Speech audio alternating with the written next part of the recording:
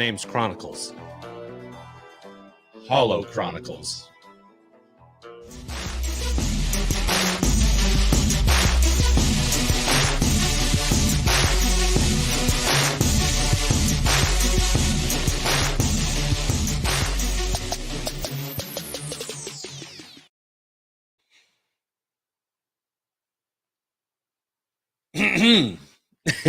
Yes. Welcome to the Hollow Chronicles podcast. Normally, we are a Star Wars toys and collectibles show, but we are going a little off the page today because we're going to talk about something that we feel we have some strong feelings about, and we've got some people joining us that also share some strong feelings. And I'm sure that if you're watching this show, you've got some strong feelings about what the best or your favorite James Bond theme song is. We're going to be pulling from about, I think it's 25 James Bond movies. And most of those have their own unique theme song performed by an artist that just isn't part of the score itself. You know, the classic John Barry scores. We will not be discussing the actual James Bond theme because that is in every, that's in everything. But we're talking about artist specific theme songs made for the movies. Some were successful, made it on the top charts in the UK and in the US. Some did not. But if you're a lover of James Bond, which many people are, then you probably have a favorite. And we'll break it down by actor group, you know, movies, and then from that we'll pull each of our own favorites, and you can agree with us, you can disagree with us, but we are very happy that you are here watching us live or catching us on the rerun. Yeah, Josh, this is exciting. You and I do not have anything in our collections that are James Bond. No, but you and I are both going way back James Bond fans. Sure. Yeah. We've seen James Bond movies, it seems like, our whole lives. Right. And so I'm looking forward to this. This is going to be fun. Shall we bring in? Let's bring in the guests. Let's bring in the guests. Let's do this. Let's do this one at a time. Okay. I'll let you bring them in. Okay. First man in. Last man to join. First man in. You may know him as Manga Fang Danga. Manga Fang Danga. But we got with us Cy Richardson, who as a man from Great Britain, home of James Bond, I knew would have some wisdom, some opinions that we can trust on what his favorite James Bond theme song might be. Don't say it, Cy, but welcome to the show. Probably some colorful. Thank you very much. Thanks for having me. Looking forward to this. All right, it's gonna be fun. Next, we'll bring in his evil twin brother. Oh, is it? He gets wisdom and I get evil. Oh, well, we'll see. We'll let that play out. There's always some subversion. You might think that one is the smart guy and one's the evil guy, but maybe by the end of the show, it reverses. You know. No, you got it right. Okay. Welcome to the show, Shabby. Hi, pal. Joshua, friend of the podcast. Brilliant. Everyone's here. And let's see. When I thought I want to do that, let's do this podcast. This was the first guy that came to my mind. You might know him as Vintage Toy Rush, but with us today is Dave. He will be known as Dave. Vintage Toy Rush. BTR Dave. I know Dave to be a Bond collector, not only just a fan of the movies, but a collector as well. And I know some of you guys that we'll have on here have some Bond related items in their collections. We'll talk about that in a little bit. Good evening, gentlemen. Good evening. Good evening, Dave. It's good to have you on with us again. And then lastly, when I put it out to the group, a group of collectors, I was like, who's the biggest Bond guy that you know? A couple people reached out to me and said, you got to get this guy, David Stevens. Now, I've seen David's name in chats before, and I don't know if we've really had a conversation prior to this, but yeah, you got to get David Stevens on. So David Stevens. Welcome to the show. You will be known as David. VTR will be Dave. But welcome to the show, David. Thank you. Good evening, Mr. Bond. We've been expecting you. Thank you. Nice, nice. Classic. So, a couple questions before we get on. What? And we'll go around. What was your first recollection or first movie, James Bond movie that you guys remember seeing? Josh, go ahead and start. With what? What'd you say? What's your first? Mine? Bond? Mine. The first one, like I said, I think I remember seeing a Connery, but not the whole thing. That's the first like Bond. But I remember being super intrigued by his dress, and then of course he was shooting somebody or chasing them. But there was a little bit of Bond. Bond was a little too risque in my household for a young man, at least with the upbringing that I had, to where I was ushered out because inevitably he would be wooing a lovely lady who would inevitably die. So like all of that was something that my family was trying to keep away from a young Josh Bond. So I see. But I remember, I think the first one that I watched, to go see was definitely a Roger Moore. That's the one that I remember at least renting and seeing. I don't know that I saw it in the theater. I saw some Pierces in the theater, but Connery was the first one I saw. And then, of course, throughout my household, there was always the Connery's the best debate. And I had to stick by that, I guess. Okay. All right. There you go. Simon, what do you remember early in your Bond history? Well, for me, and I'll speak on behalf of Shabs as well, my dad was a big James Bond fan. So we'd always watch the Bond films. So whereas Josh was ushered out, my dad would be like, whoa, look at that. We had it in a totally different way for that. Yeah, we did. Going back to, I don't know, Marc, and again, so because of my dad being a big fan, it's quite hazy what we actually did go and see at the cinema in the early days. But for some reason, Octopusy always sticks out for me. It's Octopusy that I always remember, and it's that beginning on the train. I always remember that, the cinema, Octopusy. So that one. Shabby, is that similar? 100%. Yeah, he's right. We didn't grow up with our dad, so our fondest memories of him was always James Bond with him, because he loved. My dad was a big Bond fan, and it was Octopusy. And I remember the part in Octopusy. I remember is the aeroplane. Remember the aeroplane coming out of the hangar, and I loved that little aeroplane thing he was in. It was So my first one was Octopusy. VTR Dave, how about you?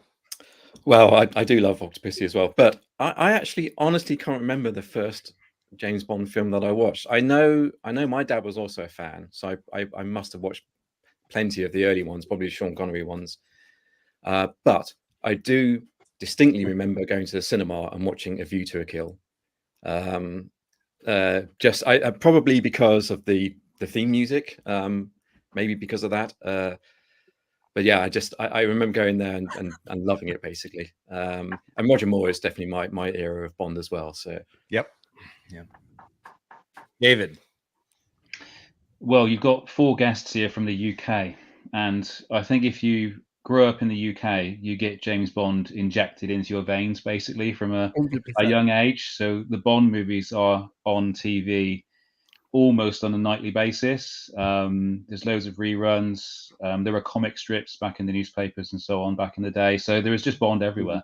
So I don't remember what the first Bond film was that I saw, but I do remember the first one I saw in the cinema, and that was GoldenEye.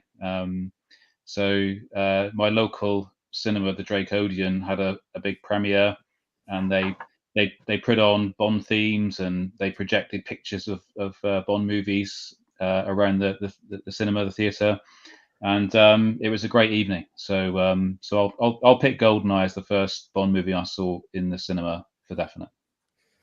That might be mine. I can't remember. I think that was the first one I saw in a theater as well. That's what I'm thinking too, because I think the Roger Moores I watched on, like I said, we rented, VHS, and I watched those at home because those got not less risque, but like Sean that was pretty deep for the 60s, I guess was, I guess it was.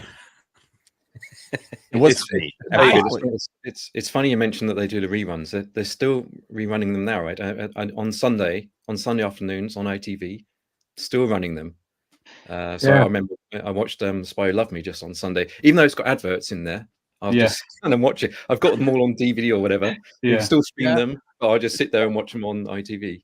Now that's I've been doing that. Yeah, we don't have those. Like I actually with this topic coming up, I was like, I need to go watch some Bond films, earlier Bond films, and I had a hard time on a streaming service without like buying the film or renting it. I just kind of wanted to find one like a Connery and watch it because I haven't in so long. And man, it was tough for me. So I think David, you were talking about places where you probably have to pay a monthly subscription for, but there's no reruns around here that I can find. Yeah, I think Amazon Prime, I'm guessing, own the rights now to the Bond movies, so they're not being shown on Amazon. I checked Prime because I have it. So I checked all the streaming services. So they have, let me take that back. They have like some of the Bond movies, but I kind of wanted the catalog, like, okay, can I pick a Bond movie? And no. Right. Not without buying them, but that's okay. Now, despite Josh and I not having any James Bond in our collections, I know you guys do. What's the one Bond item? I don't know, pin it down to one here if you can. What's your favorite Bond item in your collections, Mr. Stevens? Well, I have been a massive Bond collector for. I was going to say we'd be here all day. I know. Don't get me started, Shabby. Since the early 90s. So, but in recent years, I've kind of concentrated more on what I call printed ephemera. My wife calls it recycling, but I call it printed ephemera. So, kind of magazines and comic books and fan club publications. So, I do have the very first James Bond fan club publication from the 1970s. It's basically a kind of photostat sheet or two of paper, but it's the kind of very first fan club issue, and I love it to bits. It's great, but I think because I know we're all toy guys here, right? So it's got to be the Corgi Aston, isn't it? It's got to be the Corgi DB5, surely. That's cool. Nice. VTR. I'm gonna guess that it's. You tell me if I'm wrong here. It's something from Moonraker. Well, okay. It's very close. It's very close. I hadn't realized we were going to talk about this. Can I just go and grab it quickly? Oh, yeah, go grab it. We'll hop over to Shabby. Shabby, what's the thing in your collection? Well, it's funny because our David's just turned around and said Corgi, and my favorite Bond car of them all is the Burgundy Turbo Lotus Esprit from For Your Eyes Only. And the gentleman next to me, he got me the commemorative one right there. Wow. And as a kid, when I saw this thing, and with the skis and the burgundy and the gold rims, I just thought this was the coolest thing on earth. And it's funny as well because it's got a whole write-up in the box. And this was never produced for people to buy it. This was only made for the For Your Eyes Only movie. That was it. So it's just the coolest thing ever. It sits on my mantle with pride. That's great, Shabby. It's awesome. Yeah, How about you? You got any Bond in your collection? Who, me? Yes.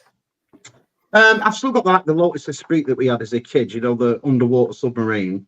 We had a lot of stuff as when me and Marc were young, like going on to Moonraker. A lot of the Moonraker stuff, but over the years, he's gone. God knows what happened to it. And it's funny because going to all these toy fairs and going to all these vintage places now, and you see all these Bond stuff, you fancy picking a few of it back up again. Like I saw Scuba Pete pick up the Spy Who Loved Me black helicopter, and I was like, oh, yeah. I used to love that as a kid. So lately, going to all these toy fairs and stuff, and that's what's sort of turning me back onto it and getting me mind back onto what we had as kids as Bonds. But yeah, it was the Moonraker. Do you remember the Moonraker gun? VTR did a video on one had a box at a toy fair, and I couldn't believe it. I thought that's unbelievable. Yeah. So that would probably Lotus Esprit probably now. All the book I've got books and stuff. As you collect the books up over the years, books on the films, books on the girls, books on all that, and I collected all them up. But as far as actual merchandise, probably just that Lotus. Yeah, those cars are pretty. I mean, every movie, the cars have become part of the character, and they have always been awesome cars. Well, except that little BMW from the Pierce Brosnan. I don't know. It was a little too like that. Did it have guns that came out of the headlights? Yeah, I'm sure it had. That's all that matters. That's cooler than your car, no matter what. Souped it up a little bit. All right, well, let's get into the music. Hold on, we got to go back to VTR Dave. That's right. Sorry. I had to go get this thing. Right, make him big. Yeah, they had limited toys for Bond. Obviously, you had all the corgi cars and stuff like that, and then Mego did a load of figures for Moonraker specifically, and then there were the guns, and then there were some items back in the 60s. But the one I picked up recently, which I've been looking for ages, and talking of Octopusy, it's this guy. Oh, that's the scene. Yeah, yeah, that's the scene. Yeah, brilliant. I've had this loose for a long time, but I just wanted to get on card because, it's got Roger Moore in there on the front for a start, sure, and scenes from the film. So, and I love this because it's one of the few toys that actually has basically a horse's ass incorporated into it. So instead of a horse's ass holding the toy, you're holding a toy that has a horse's ass. So there you go. That's right. Oh, that's good. I love that. I love that card. Beautiful. Okay. One to find. All right. Are we ready to move on, Andy? Let's do it. All right. So I'm going to take us through this. But the first question we have before we go through, and we're going to go era by actor, Bond actor. But the first thing that maybe we should define right now with you experts are what elements make a song distinctly Bond. So that's a question. And Shabby, let's start with you. The feel, it's a. Do you not think it's a feel? It's like when all the new ones come out, you're waiting for that feel of a Bond. It's hard to explain. Do you know what I'm trying to say? It's like the original trilogy, for example, has a feel to it, and anything that comes afterwards, you're looking for that. Well, Bond music has that feel, and it has that certain. You're listening to the orchestra, you're listening to a certain part. Oh, they'll put a little bit of the main John Barry theme in each song, and you're always looking for that part too. So it's the feel for me. If it feels like a Bond song. Okay. Agreed. Andy. When I think Bond songs, I think I know there's a variety of styles and performers that have done Bond songs, but when I think of Bond music, I think of a female singer with strings behind her, like an orchestra with a powerful woman singing. So like big band kind of. Yeah. So like Shirley Bassey, definitely and Gladys Knight, and I'll say some more on later, but that's what I think of when I think of Bond theme songs. Okay. Yeah. All right, let's keep going though. Dave, what do you think? Dave. Yeah, well, just following up on Andy. I mean, obviously John Barry right from the beginning has sort of set the scene really for all the music ever since. So for me, it does have to have that kind of orchestra behind there, the brass, the strings, even that the guitar sort of coming from the original John Barry, that sort of thing. And I think that strong vocal on top is absolutely essential. And I don't think it needs to necessarily have to be a woman, but strong vocal. But for me, if I'm sat there ready to watch a James Bond movie, you've got that opening sequence, and then it jumps into the theme music. Yeah. And for me, any Bond theme that just makes the hair on the back of my neck rise, then it's done a good job, basically, for me. Yeah. I agree. And if it syncs up really well with that kind of, the sort of arty sequence they have behind the theme music in the films, then that's a winner for me, basically. It's got it just sets up the film right. It's got a sense of suspense and adventure, and if they can capture all of that, then I think it's on to a winner. Yeah. Sai, do you want to add anything to that?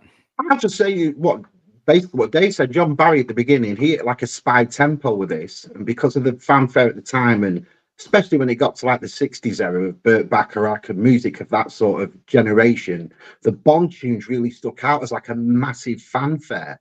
Whereas sometimes, to me, you've got these amazing, powerful voices in Bond songs, but you've also got a fantastic, powerful band as well. And the fanfare sort of equals with both. And I'll speak on behalf of us Brits, where when every time a new Bond theme tune comes out, the first thing we all say is, does it sound like a Bond tune? Does it sound like a Bond theme? Right. That's something we all say. So I get what Shabby says there, where it's got to have that same sort of temperament, or we just turn dead snobby and no, it doesn't. You know. Yeah. Yeah. All right, David, give us your take. Okay. Yeah. Well, I think Sai is right. I mean, when the new Bond theme gets released, those in the Bond community, we kind of stay up late. I remember staying up to midnight to listen to the new Billie Eilish track with No Time to Die. It's very exciting. But I think, there's possibly no specifics, but it's always contemporary. It does have that kind of John Barry feel normally to the tune. I did note that there are 3 elements that were stated on the Music of Bond documentary, the official documentary on one of the Blu-rays, and I think you've all mentioned those 3. So it was sweeping strings was the first thing they mentioned, throbbing horns, which I'll let you decide, and driving bass lines. Okay, those are the 3 elements that the Bond Blu-rays basically say makes a great Bond theme tune. This is why I always got kicked out of the room.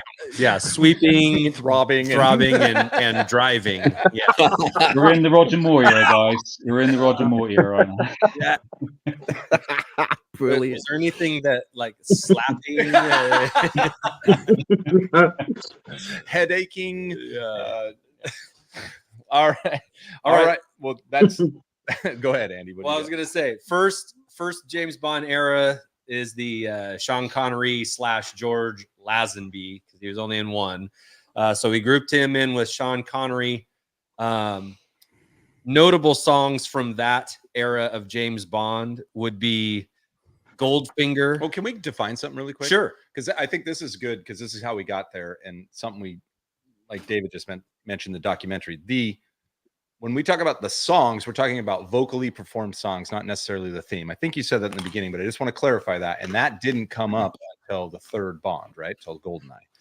So Goldfinger, sorry. And so these are artist performed, go into the radio songs, not the James Bond and not the theme songs, right? There you go. Okay. Yeah. So Goldfinger, Shirley Bassey, topped at number 21 on the UK charts, number 8 in the US. Tom Jones's Thunderball, 35 on the UK charts, 25 on the US Billboard Top 100. Nancy Sinatra, You Only Live Twice, hit number 11 in the UK, number 44 in the US. And Diamonds Are Forever, topped at in the UK charts, number 38 and number 57 in the US. No, you missed On Her Majesty's Secret Service by Louis Armstrong. Yes. Are you just skipping over what's his name? George? No, you're absolutely right mentioning it. And the name of that one is We Have All the Time. We Have All the Time in the World. Yeah. Right. We Have All the Time in the World, and I don't have the chart on that one in front of me, but noteworthy song as well. So from this group of songs, this one was the toughest one for me to choose. I absolutely love Diamonds Are Forever. I love Tom Jones just belting Thunderball. Like, one take that as well. One take. One take, which is amazing. Unbelievable.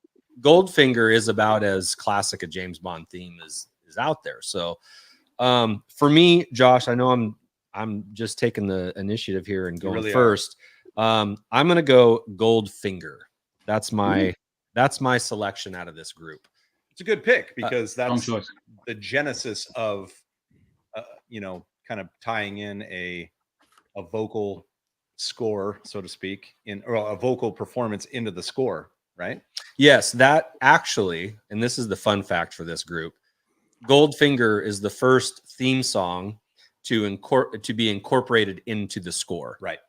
So of the James Bond. Now, there hadn't been too many prior to that, but it was the first one that when you hear Goldfinger, you'll hear it throughout the movie in the score as well. So that's my choice. I'm going to kick it over to my guy, Cy. From this group, which one is your favorite?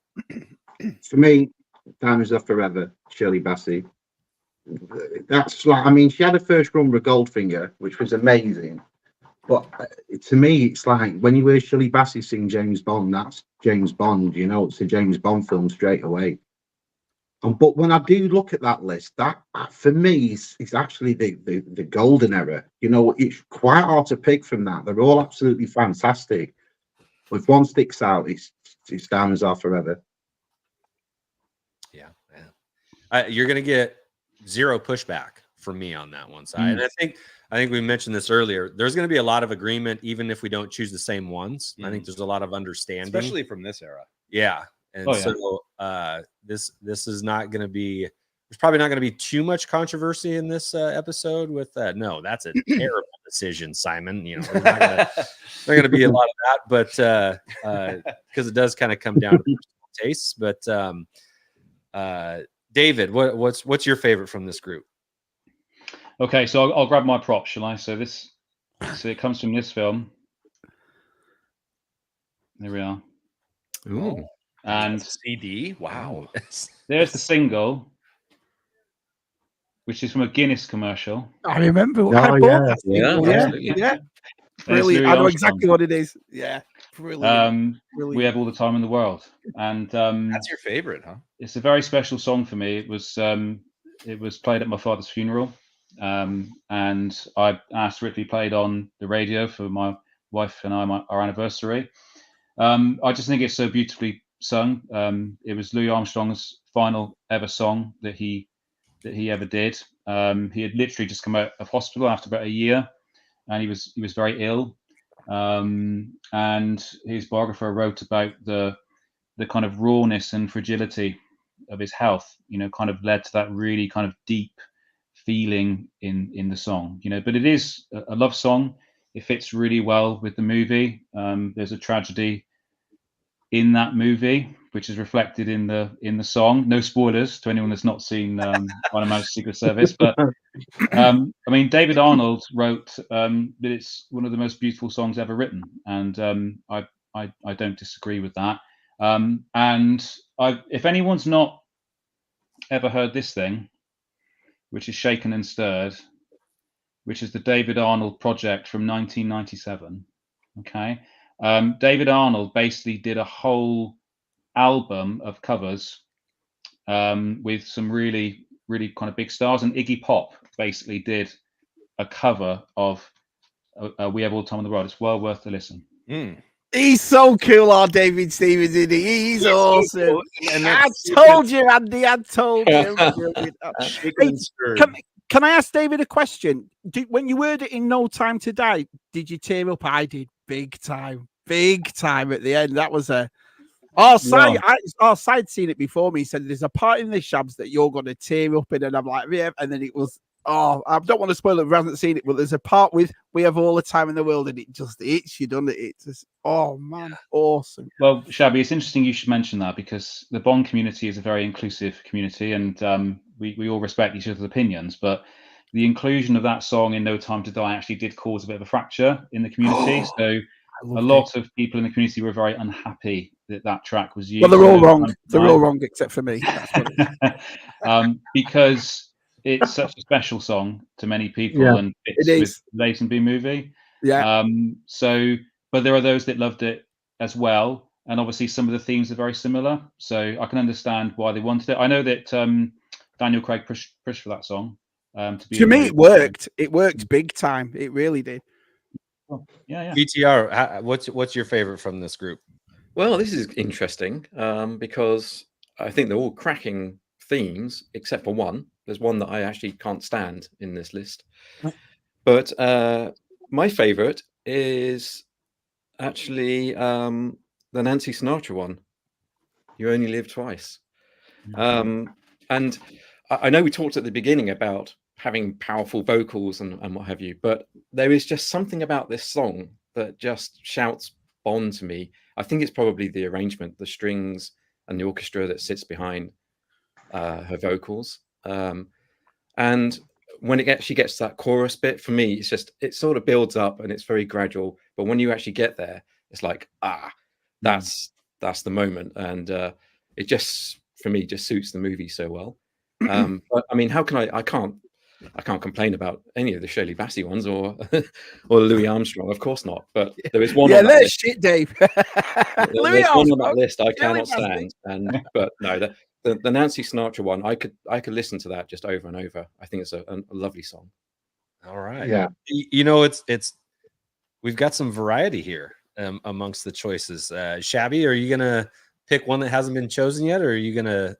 My favorite of this era. This was one of the easiest eras for me, to be honest, because I absolutely adore this song. 1967, "You Only Live Twice" by Nancy Sinatra. It's just I couldn't agree more with what David said. It is if anything says Bond, it's this song. It really is. I mean, the tone of it, the way it's done, they got the Eastern sound to it. It's personally, I'm the same as if it was on replay, I could listen to it over and over and over again. And it's funny as well, because at the time she was always known as Frank's daughter until this song elevated her basically because of arranging it and so forth. And it was nominated for an Oscar but didn't win one, which is a bit of a controversy. And the other thing is, it's also been covered by Bjork, did it? Coldplay's done it. Robbie Williams has done it. But it's it's haunting. It's a beautiful song. I completely agree. Okay, I'm writing all these down. I'm writing down everyone's favorite, and then at the end, from your list of favorites, you're going to pick one. Whoa. So, yeah, this is going to get a little tough. So that takes us to the end of the Connery and Lazenby era of. See, a lot like a married couple. Andy will sometimes just forget that I exist. So I'll go ahead and tell. Hey, Josh, what's your favorite song from this era? Shabby, thanks for asking, Shabby. Sorry, I appreciate that, Shabby. I feel you don't do his stream for a couple of months and he's forgot all about you. I feel valued. I know that. No, I feel like I can contribute. Thank you. No, it's funny though. I actually wouldn't have minded if he glazed over me, because I don't have strong opinions on these songs, because I really like hearing your guys' takes. They mean a lot to you. David, thank you so much for sharing your story, because I was like, wow, because my only experience with these songs is actually very recent. Honestly. I mean, I know I've heard them in the past, but they never stuck with me. For the Bond theme song, of course, I know that. But as far as like identifying these vocally performed, these artist performed songs, I just didn't have one. But I really liked that documentary. And out of that documentary, here's why I'm going to pick my favorite. And it's Diamonds Are Forever. And it is because Shirley, of how they told Shirley Bassey to perform the song. And that cracked me up. And then you watch her perform it, and it takes on a whole new meaning. Now, I'll be a little, David, you know what I'm talking about. I saw you nodding. They told her to sing the song like it was about the male member. Yeah. And then when you watch her sing and what she's doing with her hands and stuff, I was like, Shirley, take it easy here, Shirley. So, the lyrics, Josh, are touch it, stroke it, and undress it. Yes, it's a diamond, right? It's so beautiful. Exactly, it's a diamond. So yeah, we're singing about a diamond here, and so that's when I was like, I like that song. There you go. Where's the 12? That's why they kick me out of the room every time. Like, that sounds pretty weird, though. It's about penis. Oh, I love this song. No. It's about a woman singing about penis. Take it easy, buddy. Don't you project. Don't you project. Oh, brilliant. All right. Well, yes. And so now, Andy, what are we doing? Now we're moving. Now on. we're moving on to the Roger Moore part of the show.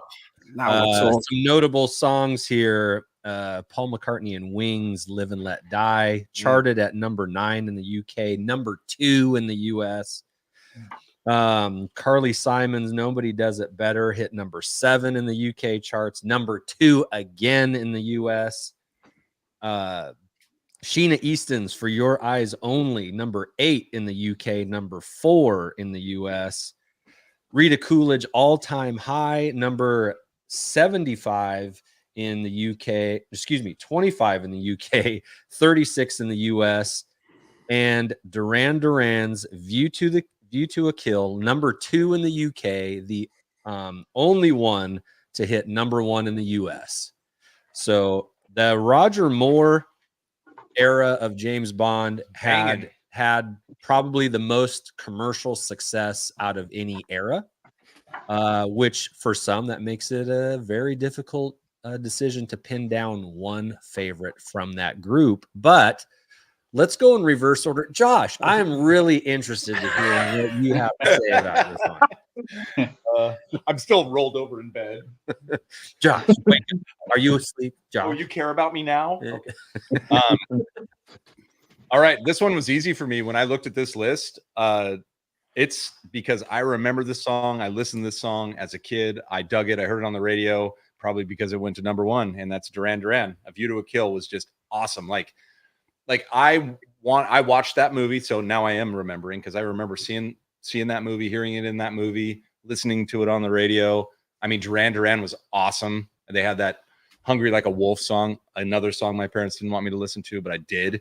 And then, but Duran Duran, A View to a Kill, easy. Okay. Well, and I do have one I hate on here. Well, okay. I'm just saying that. But Dave said that, and I'm just saying it too. I have one I hate. Yeah, we'll get to the ones that we don't like here in a little bit. Hate's a strong word. Simon, no, wait, that's not reverse order. Shabby, what's your pick from this era? You are right what you said at the start of this part, because this was so hard to pick one. These are all absolute classics. I must have changed my mind about 3 or 4 times, but one that sticks out for me is Carly Simon's Nobody Does It Better. It's an absolute classic. And the thing is, a lot of songs, I was reading through some stuff about the songs and who they're written for, and this was specifically written for the character James Bond. So every part of the words, is all about James Bond. It's not about anybody else, and it's just superb. It's an absolute classic song. That's been covered by Radiohead. Amy Mann also did Nobody Does It Better, which is pretty cool, because Amy Mann's more or less like Carly Simon herself. And it did not win an Oscar. It's the second one that didn't win an Oscar either. So yeah, Nobody Does It Better for me. Okay. I mean, it was a pretty popular song at the time. So Simon, do you have similar thoughts? Not really, no. Mine's totally. When I looked at this list, it was like, again, my favorite of this list is Moonraker, Shirley Bassey, because when I looked down at this list and actually thought about it, it was the only one really that still sounded familiar to what a James Bond theme was. There's a lot of radical changes in it. Even, don't get me wrong, I like every song on here. You know them all, like you grew up with them all. The Roger Moore era is our Bond era. But to me, Shirley Bassey's Moonraker was the only one that seemed to blend it in with that original Bond sound. All the rest were totally different to what you've heard in James Bond theme tunes. Okay, Moonraker. All right. Shirley Bassey. You can't go wrong with Shirley Bassey, but really can't. You really can't. No. But it did not chart well as far as the Bond songs go. Not that matters in personal opinions. David, kick it over to you. Wow. Oh no, that's not me. The other Dave. Yeah, no, you're Dave. Get it right. So we're in the disco period, so I'm going to choose a track from Marvin Hamlish. He's got all this. You gotta give Absolutely love the Bee Gees. But for this song, he took inspiration from Mozart. So the piano sections from Mozart, and it is, as Shabby correctly pointed out, Nobody Does It Better. So it's the first song which doesn't have the name of the movie. So every song to this point, obviously, On Her Majesty's Secret Service had an instrumental version, but I love this song because since Roger, bless him, passed away, it's become kind of Roger Moore's anthem.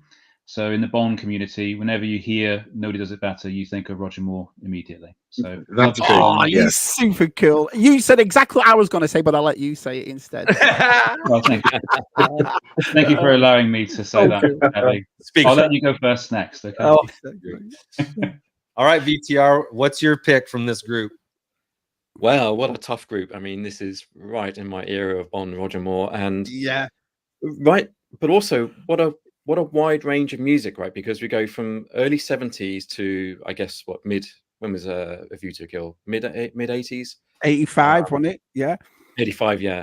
So, music changed a lot in that time. And it's a tough one. I have Nobody Does It Better high up there, and Live and Let Die. But unfortunately, I can't forget my first cinema experience of Bond, which is A View to a Kill. I just can't forget that.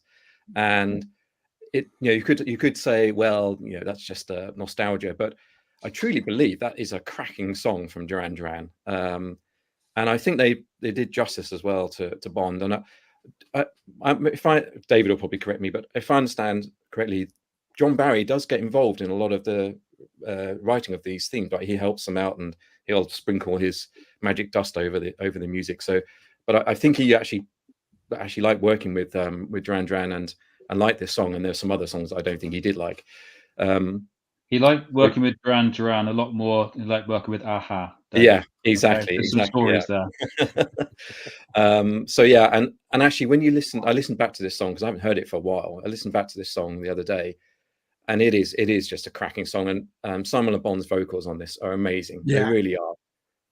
So I'm going to stick with this. Whether the film is quite lives up to the theme tune, you can argue about that all day long, but I still love it. And we're in the MTV era now. The music video is brilliant to View to a Kill. It's a really good music video. If you haven't seen it, go and watch it. I'm glad you brought that up, because I wonder how much of an impact the music video had on the overall success, because it is the only one that went #1, in the US. And I mean, a good song, yes, but how much did the video contribute to its popularity? I wonder, we'll never really be able to answer that. But so my choice out of this anyway, group, our next era is I'm going to say one that hasn't been said, and it's Live and Let Die. I think it was the perfect song for that movie. In the chase scenes, you hear it, and I don't know. I not only am a big Paul McCartney fan, but like, I just thought this song went so well with the movie. I know they all do, but for me, it sticks out as far as like, because it was kind of a weird movie, and as far as it had some weird stuff in it, in my opinion. But the song Live and Let Die was a little bit of a departure from what they had done so far. It was and it seemed a little risky, going from the big swelling, powerful vocalists to a band. Do you feel like that opened the door to kind of songs that weren't directly related to like the classic Bond sound? Because I think that was out there, right? And then all of a sudden we got songs that were they weren't the big band, kind of flowing. That song was rock. So for me, and this is if Paul McCartney and Wings don't do that song, then probably Duran Duran doesn't get to do their song. Exactly. That's what I mean. Exactly. That would be my infantile way of connecting some dots there. So I can give you an interesting anecdote actually on that point, if you like. David, would you please? Well, awesome. I can. Because the two producers of the Bond films were Cubby Broccoli and Harry Saltzman. Harry Saltzman was known for questionable taste, and when they received the song Live and Let Die, sung by Paul McCartney and the Wings, Saltzman said, "That sounds great. Who are we going to get to sing it?" Wow. The Beatles, unbelievable. But I think possibly Saltzman was in that mindset that you guys were just talking about, where it was female vocalist or it was a single vocalist. It was so different, wasn't it? Yeah. But that's what made it stand out for me. So yeah, I would have loved to have I would love to have heard another song from Paul McCartney for a Bond theme. I think if he had done one on his own outside of Wings, and maybe sang it, on his own, I think it could have been that could have been also an amazing theme Bond theme, because McCartney's voice is very distinct and cracking voice as well. So I think it's a shame really he didn't get another go at it. I don't know. I guess Shirley Bassey had 2 goes at it, but yeah. 3 goes. 3. And he didn't give Paul McCartney another go. Oh, what a shame. No, yeah, it's funny that, yeah. Yeah, I would imagine coming up with Shirley Bassey actually had 4 goes because she sang a song called Mr. Kiss Kiss Bang Bang for Thunderball, which was then redone by Dionne Warwick and then dropped in favor of Tom Jones's Thunderball. So if you listen to the Thunderball soundtrack, it's got Mr. Kiss Kiss Bang Bang throughout the soundtrack because John Barry wrote that, but it's replaced at the last minute by Thunderball.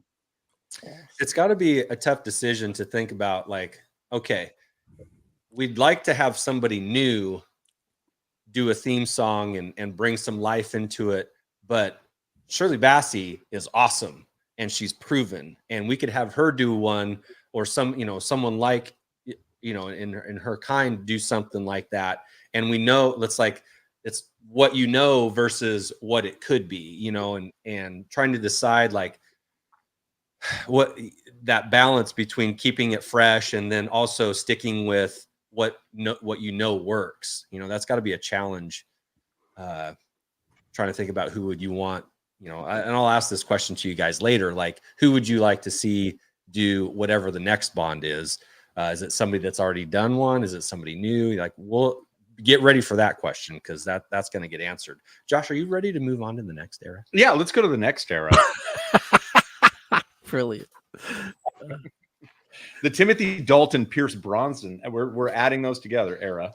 Well, there's 2 and 4, so 6 movies there. That's keeping them in small, manageable chunks. We've got The Living Daylights by Aha. We've got License to Kill by Gladys Knight. Those 2 charted on the UK, but did not in the US. Not at all. Not in the top 100. Goldeneye, Tina Turner, number 10 in the UK, got to 102 on the US charts. Whoa. Yeah. Did not crack the 100. Did not. Tomorrow Never Dies, Cheryl Crow. Number 12 in the UK, did not chart in the US. The World Is Not Enough, Garbage. Number 11 in the UK, did not chart in the US. Dang. Die Another Day, Madonna. Number 3 on the UK, number 8 in the US. Is that just because of her name? Yeah, maybe. This one had the least amount of commercial success amongst the Bond eras. But to me, this is when I got involved in Bond. James Bond was always on, like you said. Yeah. Grandpa was watching it or whatever when I was a kid, and it was cool. They had some cool, the cars could do cool stuff, and and I would watch it, but I didn't really start paying attention until this era. This is when I got involved in James Bond. So it's my favorite James Bond era musically. Not my favorite actor-wise. I mean, they were good actors, but this is my favorite musical era of this group. But I'm not going to go first this time. Wow. I'm going to have VTR go first this time. Nice. Oh, Mixing it up. Oh, well. Yeah, it's interesting, isn't it, this one? Because there were a lot of departures from your typical Bond in terms of themes here. Take Garbage, right? Garbage was a real surprise for me back then. They were fairly well known, I guess, in the UK. Part of that whole 90s thing going on. So, but nobody would have thought, they would be picked for a Bond theme. Madonna as well kind of went way off piece and just sort of did the whole kind of nightclub thing. But for me, it's got to be Tina Turner and Goldeneye. It really does, because it's almost got that sort of Shirley Bassey feel to it, and cracking vocals, really powerful vocals, and who doesn't love Goldeneye as well? And who didn't play it on the N64? I mean, Oh man. I it's pretty much the only game I had on the N64. I had an N64 for maybe 6 months, and it was pretty much the only game I played, apart from the Mario thing. So for me, it's got to be GoldenEye, Tina Turner, and that I believe that song was written by Bono. Is that right? I believe it's written by Bono. It was written by Bono on The Edge. They were neighbours of Tina Turner's in the south of France, and so they went over to Tina's house, and The Edge played the song for them on Tina's piano, and she liked it, and she agreed to sing it. Oh wow! It's funny. I doing a little studying on this. U2 had a run of soundtrack hits that were pretty good. They had the song from Batman Forever, "Hold Me, Throw Me, Kiss Me, Kill Me." They had the GoldenEye, which they wrote. They had the Passengers soundtrack, which was pretty good. God, there's another one I'm missing. What am I missing, David? Oh, well, my expertise in the Bond era, Andy. So not so much music generally. Okay. Not the Bono. No, there's one more that they did that I can't think of it. I remember Batman Forever. Yeah. Yeah. There's one more. Anyway, David, what's your pick from this era? Well, 2 Daves are better than one, so it's got to be. I gotta have my trigger finger ready with this guy. It's got to be. It's got to be Tina Turner's GoldenEye. I mean, it was the first movie I saw in the cinema. It was a tough one, this one, because I think The Living Daylights is probably my favorite soundtrack, but it's not my favorite song. And License to Kill is my wife's favorite Bond song. She loves Gladys Knight, but I think I've got to go for Tina because I love GoldenEye when I first saw it in the cinema, and I thought it was absolutely perfect for the movie. It's got that kind of Shelley Bassey feel to it, but kind of updated for the mid-90s. And I think Bono on the Edge did a fantastic job. The lyrics are really good. And I still remember watching On Top of the Pops, where you had Tina Turner kind of leading a lot of kind of models dressed up as James Bond awkwardly around the stage. Oh. It's quite funny if you can find it. It looks quite awkward. I think she's trying to work out where she should walk next, but she did a great job. I just remembered that now you said it. Yeah, that was just hilarious. Yeah. Simon, what's your choice? Well, for me, it's the worst era of Bond songs. It's looking on the list again, like I've been looking at. I was like, what happens to James Bond theme tunes when it got to this era? I think, like what you said, it was just totally different. I mean, I looked at it and I thought, that you said that Madonna song. It was like, what the hell was that? I would say it was a close one. It was either Gladys Knight's License to Kill, because I really did love that tune. But again, I agree with ETR. I think you only bought a Nintendo 64 to play GoldenEye on. And every time that's all you'd ever play. Especially when you got the Golden Gun with one shot. My brothers used to go mad. So Tina Turner as well. It sounded a lot more like the original Bond theme tunes that I do play the drum on. So it probably would be GoldenEye. But again, even like that flight, what it would be that. You feel bad picking it?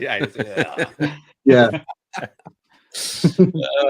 Josh, what's your favorite from this? I'm just gonna agree with the GoldenEye. Yeah, it's not very creative of me, but I didn't have a lot of I listened to the Garbage song and thought it was okay. And I didn't listen to the Madonna song, so it never hit my charts for sure. But GoldenEye, I'll just go for the N64 as well, because we all hold up with that game. Yeah, ruined people and relationships. Yeah, Shabby. Yeah. It's so funny because I can't stand GoldenEye. I know it's really weird because I don't like the way she sings it. GoldenEye. I don't like it. I don't get it. I don't get it. You know, I mean, it's not my worst Bond song, but I've never enjoyed that song. My favorite to this goes back to what we were saying at the start about the feel of Bond and the thing. Is Tomorrow Never Dies by Cheryl Crow, 1997. I absolutely love that song, and it's the guitar and the way she just belts into songs. She does like a Shirley Bassey, if you will, the way she arranges so high and so powerful. So Tomorrow Never Dies, what it was for me. And she couldn't wait to do it because apparently I was doing a bit of research and she was dying to do a Bond song. And the only reason that she got to do one was because they heard, on the grapevine, basically, that Cheryl Crow is a huge Bond. She loves the soundtrack. She loves the music. So they gave it, and I think she did a cracking job. So Tomorrow Never Dies for me. Well, that's awesome, Shab. No one's got that one. But well, you're all wrong and I'm right. That's we haven't heard mine. I have to admit, Shabby, that the slides on that GoldenEye that Tina does, they are. You never know. It's almost like she's here in the stream. Abby Turner. That might be your Same best. legs. It's weird as well because I love Tina Turner. And when I heard she was doing a Bond song, I thought, oh, this is good. She's gonna belt it out. And it's just, I don't know. It's not a bad song. The song's all right. It's just, I don't know. I just find it really annoying. So the Madonna song, I have to point this out. It sounds like they just took a track off of her, that album that she had out at the time. And it was like, I know the movie kind of had some tech in it that was kind of, it was all about technology in that movie. So it was kind of a techno, like I said, a club song, that you might hear out on the weekends in Blackpool. You know what I'm saying? But it's too classy. Yeah. I thought that it matched the movie. I didn't particularly love that song, but I didn't particularly love that movie either. So they matched up for me. My favorite out of this group is the Garbage, The World Is Not Enough. Great song. And I love the GoldenEye song. That has sentiment to me as it does with all of us because of the video game. And it was the first Pierce Brosnan one. And I thought that was his best one. And it's good. I'm a U2 fan. So that had connections to me too. But when I think of James Bond music, this is one that I think of. I think of Garbage. I think of Shirley Manson singing that song, and it is. I thought about Gladys Knight. That was my pause. But to me, the Garbage song moved Bond into the 90s. Gladys Knight was more older and attached to older Bond. She goes. To me, she goes with Roger Moore and Sean Connery, just in my head. Garbage goes into the 90s of James Bond, and then that seemed like a good transition for me. So that was my favorite. That was my choice, and it wasn't close, really. It really wasn't close. That was an easy pick for me. So, hey, I've got some fun facts. Let's hear a fun fact, Josh. GoldenEye is the name of Bond author Sir Ian Fleming's home. So what's up, you guys? You guys name your homes? What's your home, Dave? So Josh, so I think is it Bono or The Edge? One of them actually had their honeymoon. They stayed at GoldenEye. They stayed at Ian Fleming's house, that's another reason they were so keen to do the theme song. But you're dodging the question. You guys name your homes? Yeah, mine was called, my old house was called the Burnley. Yeah, of course you do. Yeah. All right. Okay, let's go around the horn here. What's the name of your house? David, you go first. I have not named my current home, no, but I have lived in a cottage before, which has been named, yes. What was it called? Let's hear it. Oh, Briar Cottage, yeah. Briar Cottage. Okay, perfect. Okay. All right, Dave. That sounds like a place I want to stay. Dave? Yeah, I can write a song in Briar Cottage. Never lived in a place that has a name. Thank God. It's not too late. No, it's not too late. You know what? I mean, give your house some love. Take a look around. Give it a damn name. Shabby? Burnley. The Burnley was mine. The Burnley. Yeah. Mm-hmm. What does that mean? After the soccer club. I don't know what it means. That's what the house was called. The Burnley. I don't know what it means. No. It was spelled different. Burnley, not with a Y. It was L-E-A at the end. Yeah. And not I'm assuming same answer. No, that was Mark's old house. My last house was called the Baker's Court. Baker's Court, yeah. Oh, Andy? I don't think I've ever had a named home, but I kind of Who want would to. have you know thought, what? Si, There is we'd the be posher than opportunity VTR? Who would have thought we'd be Talking to posher than Americans, I VTR? should have said Camelot, shouldn't I? I should have said Camelot. Yeah, we'd have believed the shit out of you. It's like, I could have said anything to these. He's like Buckingham Palace. Yeah. Yeah. You have the White House, guys, don't you? We do. We do have the White House. Yes. we do. Okay, we do have the White House. Monticello. But I am going to get with my wife and be like, let's hop in the car. We're heading back to Pound Town, our new home's name. Stop me 1 second. Kids. Oh dear. All right, hold on. One more fun fact. This is the answer to your question, the U2 question. Yeah, the rest, because you had them on there. Mission Impossible. Mission Another Impossible. one. Yeah, that was the one I Batman. couldn't forget. Gangs of New York is still a big movie too. That, yeah. Passengers, $1 Million Hotel. Yeah, they had some hits from soundtracks. Yeah, I forgot. How could I forget Mission Impossible? Yeah. Okay. Fun facts over. We can move on. Thanks for naming your homes, everyone. Hey, in the comments, put the name of your home. Love to see that. We name cars in America. That's what we do. That's true. The last of the James Bond era, the Daniel Craig era, the most recent era. Some notables: Chris Cornell's "You Know My Name" charted at number 7 in the UK, 79 in the States. Alicia Keys and Jack White, "Another Way to Die," charted at number 9 in the UK, 81 in the US. Adele's "Skyfall" hit number 2 in the UK, number 8 in the US. Sam Smith, "Writings on the Wall," hit number 1 in the UK and number 71 in the US. And then lastly, Billie Eilish's "No Time to Die" also hit number 1 in the UK, number 16 in the US. This is Casey Kasem. Brilliant. So from this group, let's see, who hasn't started yet? Shabby, have you started one yet? Let's go with you first. I'm going for 2012. I can't believe this film's nearly 15 years old already. Is Skyfall by Adele. It is beautiful. I mean, it's such a good song. It really is. Just the way she sings, it just sounds like an old school Bond song. It's, you know, and I've got to be honest, out of this era, there wasn't really that much competition, to be honest. So, but Adele's Skyfall to me is an absolute classic. And it's funny because there's only 2 Bond songs in this era that are named after the movies. Billie Eilish's "No Time to Die" and Skyfall. The rest of them are their own songs, if you will. So, yeah, I'm a big fan. Shabby, does it help that a British woman did the song for a movie about a British guy?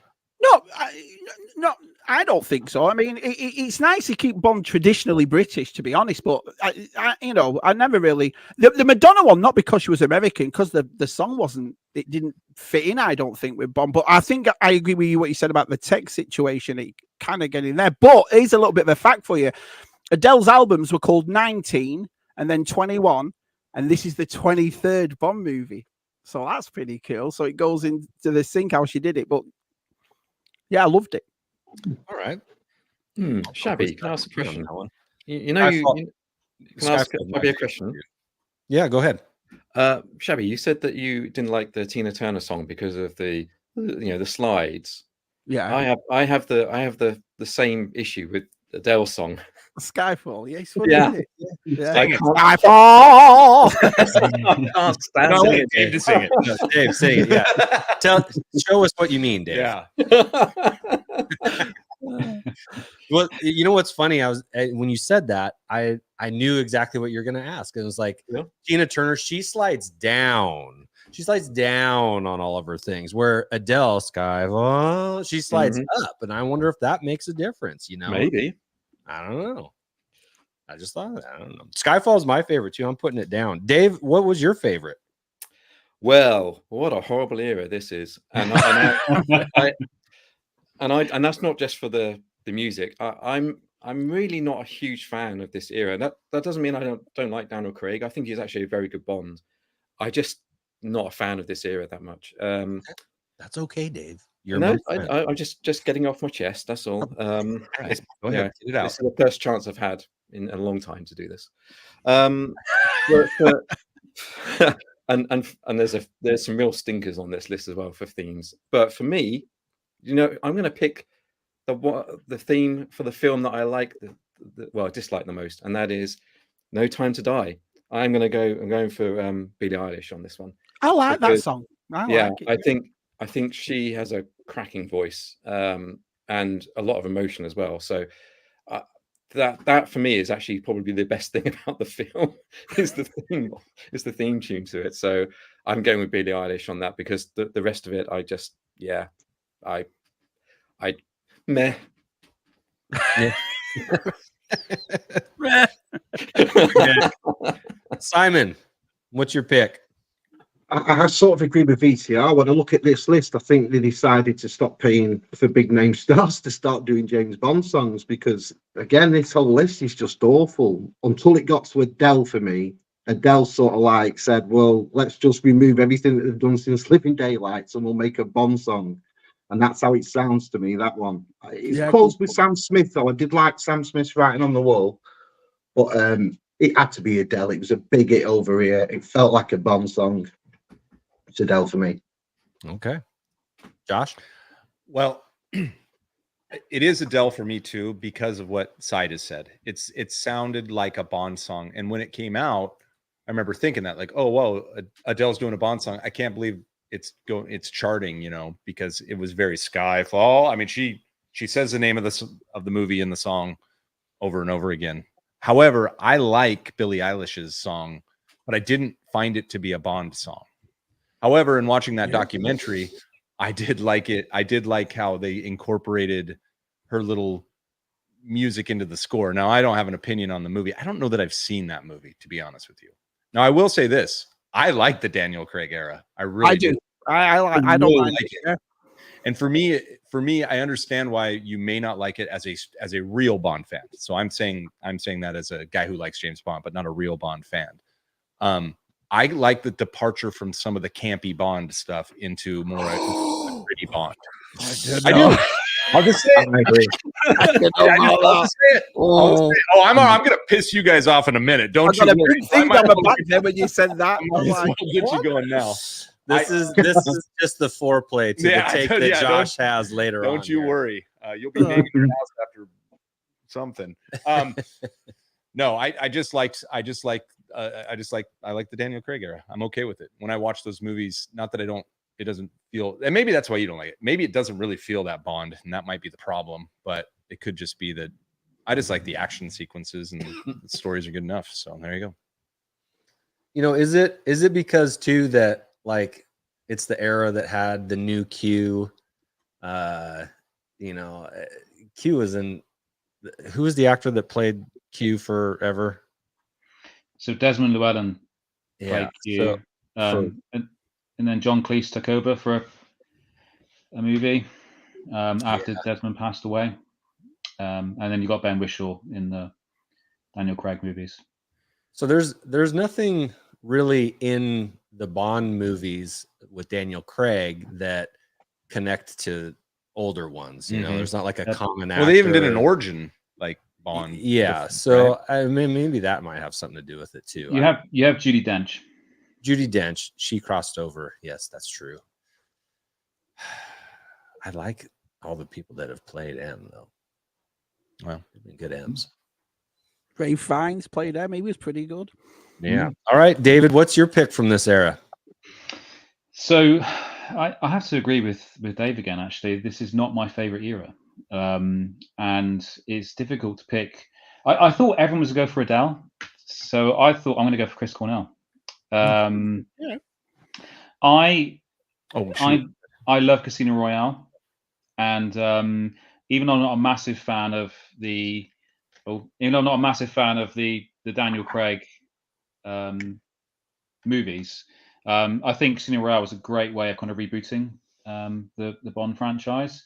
And I think the Cornell track just always gets the head nodding and the feet tapping, and I think it kind of communicates that kind of visceral kind of powerful nature of the Craig movies, that kind of new hard-edged Bond that you've got. And I think it fits perfectly with the opening titles of Casino Royale as well. If you kind of rewatch them, it's got all the kind of playing cards, and it's really well done. So and David Arnold worked on the track with Chris Cornell, so you've got the same cues throughout the soundtrack. And I think that's one thing I absolutely love, is when the Bond theme, the song, is also within the soundtrack, which I think we were talking about earlier with like You Only Live Twice and so on. I think that makes a huge difference, and we haven't always had that in the Craig era. So for me, that strengthens that song and that movie. David, is Casino Royale your favorite one of that era? The favorite movie? Yeah, without question. Yeah, for me too. And Chris Cornell, by the way, one of the most dynamic rock singers of our era. Like, sad to have lost him so early, but yeah, if you really listen to his body of work. I mean, that guy's voice is near second to none in his genre. You know, it's amazing. He's pretty good. Okay, guys, we've closed. Hold on, let's ask one question. Ask a question. One more question, and I know this isn't directly music related. So, given that the Daniel Craig era was, as a majority, disappointing to the group here, who do you think should play Bond next? Like who could play? Maybe won't or will, but who could play Bond right now out of our pool of actors? I'd like. I think the lad that they've got is going to be that'd be my choice. I think that he's hotly tipped. I think he's going to be James Bond, and I'm quite happy with that choice. I think he's got it. Who's that? Sorry, Anthony Taylor-Johnson is called. Aaron Taylor-Johnson. Taylor-Johnson. Yeah, it's a good pick. Yeah, I agree with that. Cavill for me. I think Henry Cavill would have made a great Bond. I know he was up for it. He came runner-up to Daniel Craig, didn't he? I know that. But maybe it's an age thing now. I know he's reaching 40s or whatever, but he would have made a perfect Bond. Maybe. I honestly don't know. I don't know. I can't. I think they've got a really tough choice to make. Yeah, and in fact, known versus unknown. Yeah, I would almost like an unknown actually. I would. Yeah. So I was thinking about this on the drive over to Josh's house this morning. It's like I think it's important that James Bond stay a man, but does 007 have to be a man? Yeah. I mean, I don't know. Well, if you've seen No Time to Die, that question's already been answered for you. I think I didn't mind that though, to be perfect. The way they did it, I thought it was pretty impressive because he had retired or he had left or whatever, and they got somebody else in. And I know there was a lot of backlash about that before the movie came out, but watching it, I didn't think it was that bad. It kind of made sense to me, really. I thought, well, it's just the code that she's taken off, not the James Bond persona. She didn't act like Bond and all that. So if the 00 is killed or retires, then their number is recycled. So. Right. James Bond is a person, and then that number would be given to someone else. So as Shabby says, it makes perfect sense that if Bond retires, then his number will be moved on to someone else, and they could be male or female and from any background. For me though, I think it's the storyline, because Bruce Wayne is Batman, James Bond is 007. And that's the way, in my mind, it plays. Do you know what I mean? There's only one 007 that you want to follow in all the stories, just like there is for Batman. You want Bruce Wayne as Batman, you want James Bond as 007. So I think it's important, really, that. Yeah, that seems pretty straightforward. And there's no reason for it. That's not like a bad thing. That's the way it is. No. Yeah, but I mean, Hollywood likes to recycle things and put their own twist on it. It's like with the Ghostbusters and other shows too. I mean, mixed reviews, but I would imagine we're all in agreement that the 007 should. I think it's because it's been going since the 60s. The thing about the Ghostbusters was they didn't play the same characters. If the girls were Egon, Spengler, Venkman, I think we'd all have a bit of an issue with that. Sure. And I think it's the same as Bond. This is an established since the early 60s, and the books even before then. I think to change it now, it would be a little bit wrong. But like I said, the flip side of that coin is a 007. not really concerned. It's, you know, who get the best person to do it. They've all played James Bond, but Roger Moore is James Bond. That's Good Starting choice, an Shabby. argument now, Shabby. I think with Bond, it's the same as Hamlet or Sherlock Holmes. You know, I agree. You can have many different actors with many different interpretations of that character. Yeah.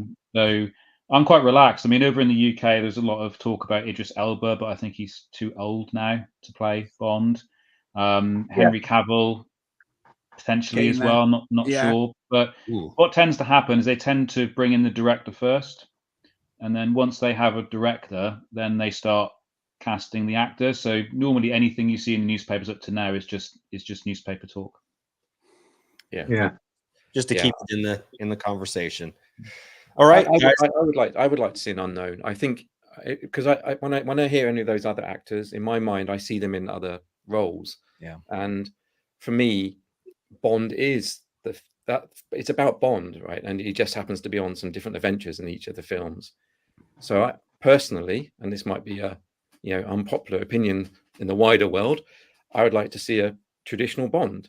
And if that doesn't mean that there shouldn't be other kinds of agents. I mean, there's no reason why there couldn't be spin-offs of the James Bond world. So you can have female agents and what have you. Oh, go for it. But I personally would like to see a traditional Bond. And if they could find an unknown character actor that comes in, and for me that could work. All the actors that I've heard so far, I actually have trouble seeing them in the role of Bond. But you have to stick with it too, Dave, as well, because at the end of Daniel Craig's one, you could tell he'd had enough, and some of the comments he was making in an interview.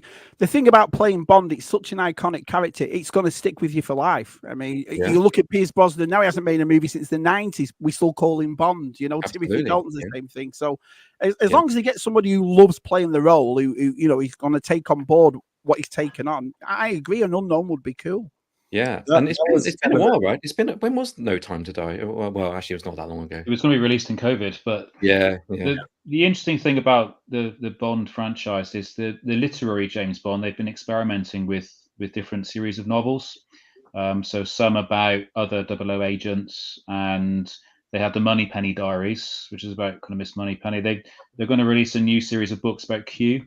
So I think they're trying to kind of develop this kind of Bond universe. So it'd be interesting to see where that goes, whether there's a home for it on streaming or TV as well as movies. But I'm like you, Dave. I just want to see a Bond movie, just a traditional Bond movie. Don't muck about with it too much. Entertaining. I think the Mission Impossible franchise has been doing really well recently, and has eclipsed the Bond movies a little bit. And I think the Bond movies need to get back to being the premier kind of adventure movie. Yeah, because the Bourne Identity did it too as well. The first few of them, everyone was like, "This is what Bond should be," and all that kind of thing. So I agree with that. Yeah, well, I think the Craig era was sort of influenced probably by the Bourne. I agree with that too. Was Craig new enough? Like I know he had done some other things, Layer Cake, and he was in some other stuff that. But he wasn't real big in the U.S. He was new to a U.S. audience, so I think that was part of maybe the allure, at least on this side of the ocean, to Daniel Craig. That being pretty well received as Bond over here. Was he too new? Was he not new enough for the British folk? You think he was not very well liked when he was first? He wasn't. I agree. Most of the newspapers had James Blonde as their headlines. What about Roger Moore? Moore? I mean, come on, that guy was pretty much blonde.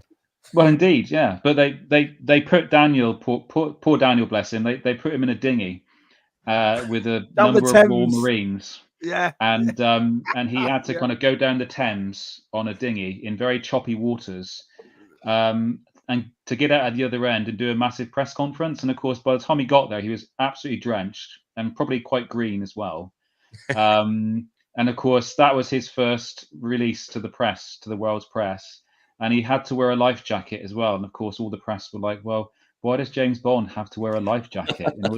All this sort of thing. So I think Daniel didn't have a strong opening, but I think perhaps they could have looked after him a little bit better in terms of releasing him to the media. They like did slate him. Yeah. Mm. It's funny because you watch the first scene of Casino Royale when they're on their construction site, and everyone was like, "Yeah, actually, he fits the bill. This guy, he's That's you know, awesome. the, That was an eye-grabbing scene. So what you're saying is Daniel Craig is the Solo movie of the James Bond era. Like good, it was pretty good, good enough, but they could have taken care of it a little bit better before they got there. Yeah, I think there's parallels there, because before that you had Die Another Day, which did really well at the box office, but was not very well received. So they needed to kind of reboot it. And we'll talk about Solo was released just after The Last Jedi, wasn't it? So I think that suffered because it was released a few months after The Last Jedi. So it's quite similar. I think it's a good analogy. Yeah. Thanks, David. Appreciate that. Okay, we have gotten to the end of the eras, and so now I'm going to ask you guys from your list, and I'll go through what you guys have picked as your favorite from each era, and I'm going to ask you from the 4 that you whittled down, which one is your favorite of the 4, so that we can actually answer the question, what is the best James Bond film to you, or excuse me, theme song to you?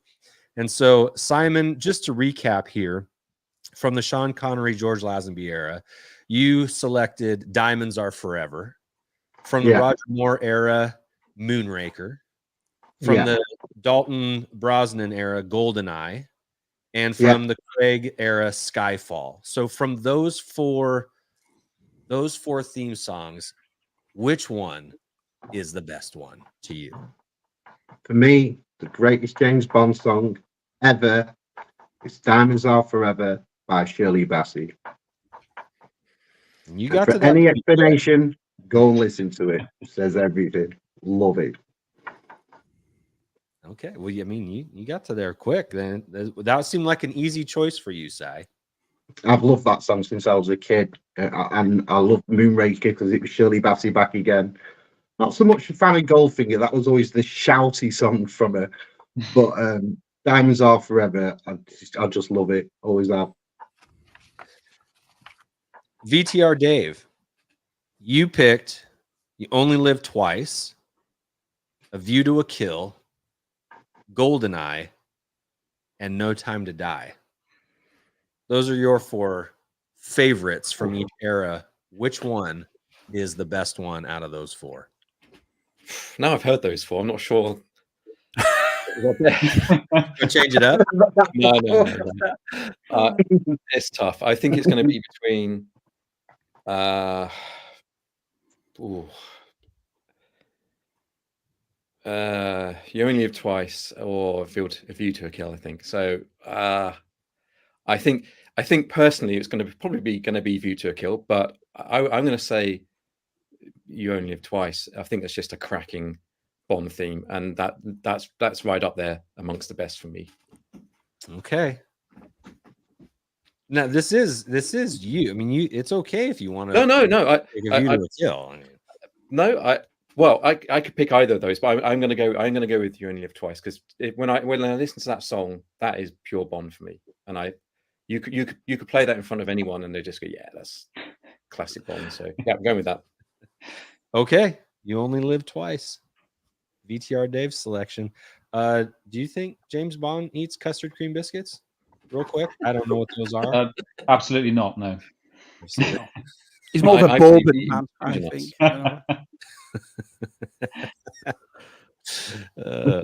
He doesn't drink tea, Bond. So no. I don't think we have seen ever drink tea. No, he doesn't like tea. Josh, you've picked Diamonds Are Forever, View to a Kill, Goldeneye, and Skyfall. Out of that, it's easy. It's just View to a Kill.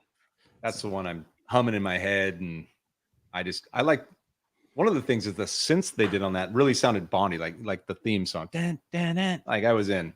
Like I knew it was a Bond song, but it also just it also was a song you could listen to, and that was like, I think my aunt had that when I was 6 or 7. She was listening to that on her record player, and I loved it. Duran Duran, they were so wild. Give me some shoulder pads, baby.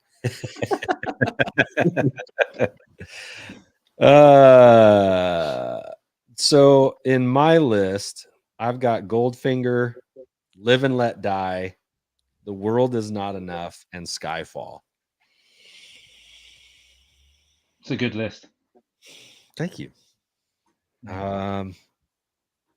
It's a good list, but I don't think you're going to like the one that I picked from it, because I'm going to go with The World Is Not Enough by Garbage. Great Wow. song. Yeah, you did say that was your. Yeah. You'd already kind of leaked that. Well, I told you it was my favorite from that group, but I don't know. I mean, I think all four of those songs will hold up, but yeah, it's just for me, for my list, my favorite is Garbage. The World Is Not Enough. Controversy, maybe. Controversial, maybe. But my pick. Shabby, you chose You Only Live Twice.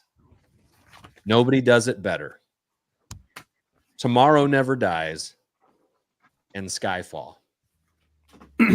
From your list of four, which one is your favorite? Well, it's a bit of a cheat, this, really, because when we got the notice, I did specifically James Bond theme songs. So out of the theme songs, it's You Only Live Twice by Nancy Sinatra. I absolutely love that song. But my favorite Bond of all time music, We Have All the Time in the World by Louis Armstrong. The reason I didn't pick it is because it's not a theme song, you know. But out of the theme songs, it's definitely You Only Live Twice.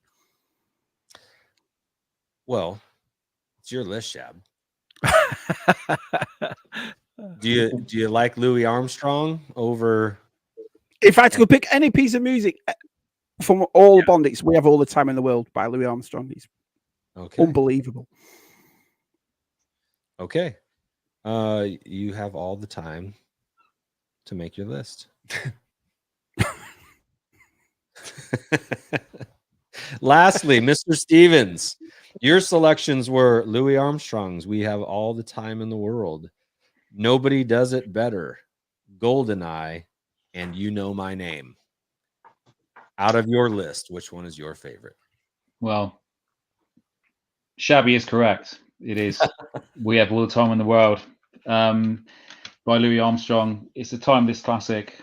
It's part of the tapestry of my life. It's a beautiful song, emotional, and it was brought back for No Time to Die. I think it still has a resonance now as much as it did, 50 years ago. So, and I think you can really feel the emotion, from Louis Armstrong and from the point in his life, he was at when he recorded that. I think it just comes through beautifully. Looks like Alan Shearer. Yeah, he does. Yeah. Just so you guys know, Josh's screen has been frozen. I'm locked. Yeah, for like the last 10 minutes. Yeah. But he's not just. Am I just staring? Yeah. I mean, you look engaged. My problem is if I try and fix anything, it might screw up the whole thing since I'm running it. You look fine. So disappointed with my choice. I look like I'm really into everything. Thank you. You're looking like you're listening. Appreciate it. Good listener. God.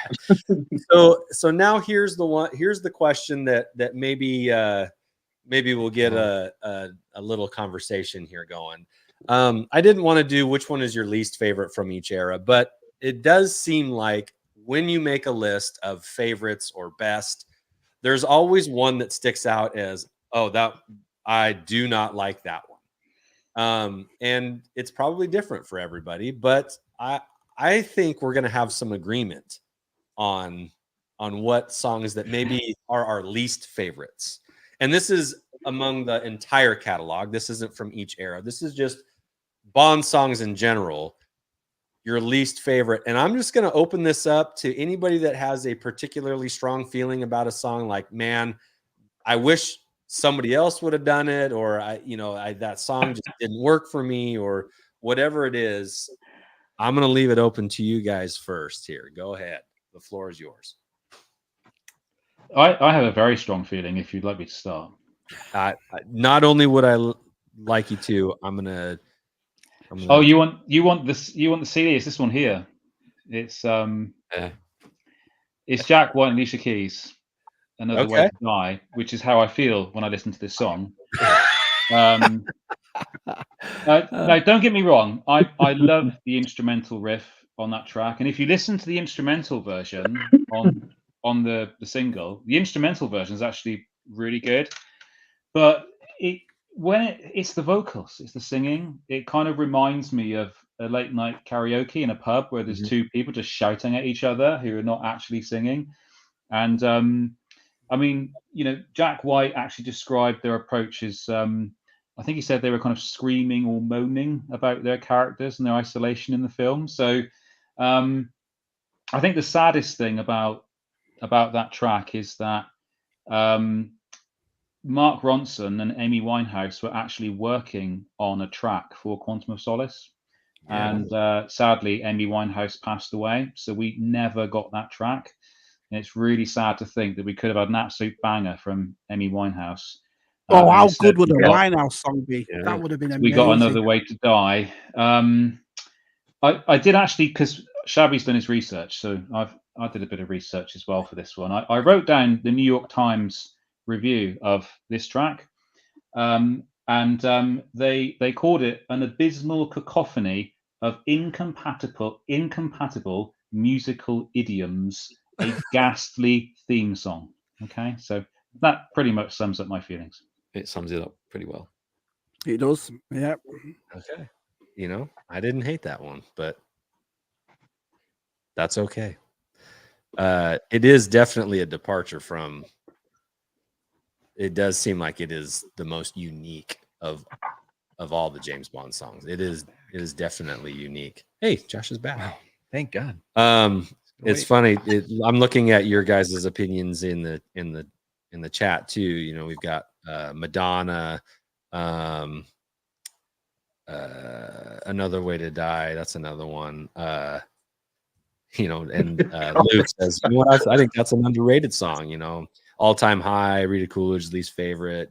So that's and this is where we might stir up the smallest bit of controversy. Simon, what's one that you could do without? It was a letdown more than anything. And Mark will tell you, I've always been a massive fan of Madonna. I love Madonna. And when I knew she was doing a Bond song, I was like, this is going to be brilliant. Madonna, at once she can show people that she can actually sing, and she's always got a knocks for not being singing. And she comes out with it like, it was just it was just so flat. What the hell is this?